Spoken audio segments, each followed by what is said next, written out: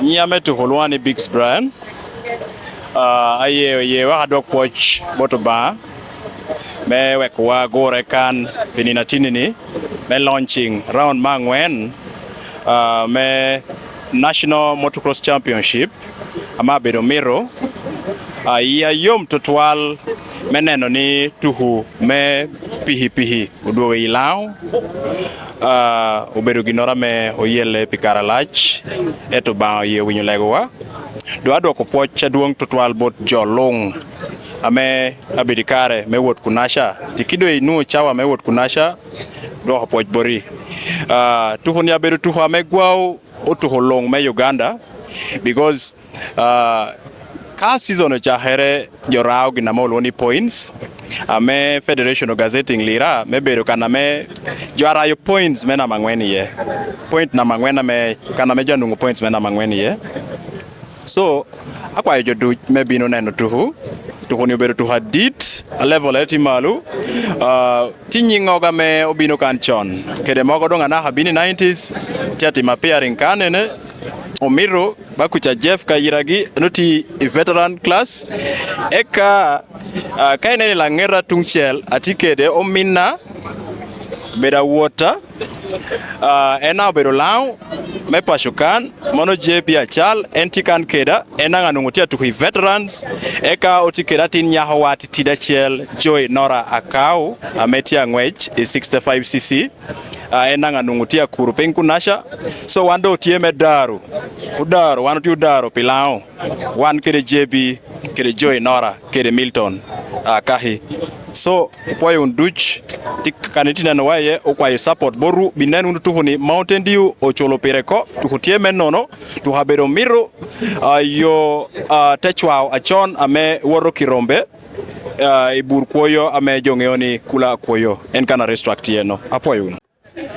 Yes, apoyo ntotwa nyia kitame big soko kere nyia John Baptist angola chal ame atuhu level of veterans be level ame joado ti papo ame timo apira de beach wot kere pira ngwena bongwen eka kwaro dong te chake pira beach we ame honorable Jimmy Akenati yeni so an experience ada nuik tuhuni aberere wana chalo nywal tuhuni ber pi family pitien kopikain dana chili family to runoti teacher tiye to rober meyo yobotino gi ngongo gini yobuchem kawo torotie the entire family goes. It's a family sport briefly.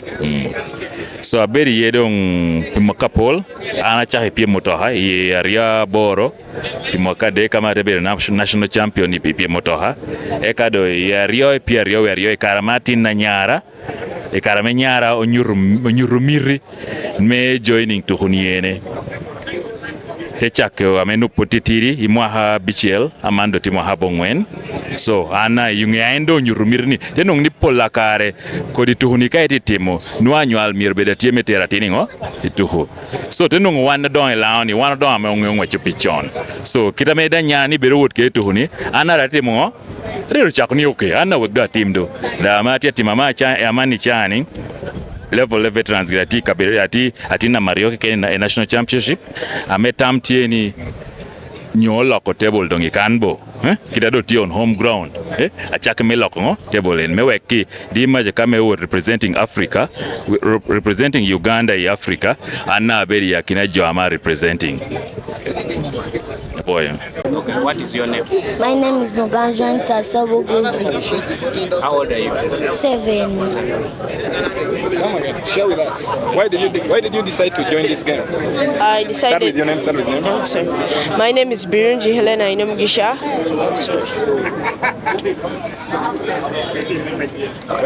My name is Birunji Helena Inomgisha and I'm in 50cc senior. I started this sport because it was a fun game in our area, and it was fun traveling, experiencing hard tracks, and enjoying how to ride, how the track is going. Thank you. My name is Sasha Nagadia. I ride a 125 and WMX. I've come here to Lira to compete for the round 4 of the National Motocross Championship. I should expect the best of the best. What should people expect from you in the field? Well, you should expect a very good performance.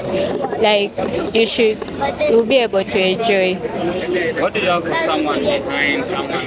What do you have to tell them in case they are watching? I beg your pardon. Those watching you from home, what do you want to tell them? Those watching from home, make sure you tune up your screens and you enjoy so that you may have a nice weekend. Thank you. My name is Faith Njodidan. I'm in 65 category, and I expect the best in this race.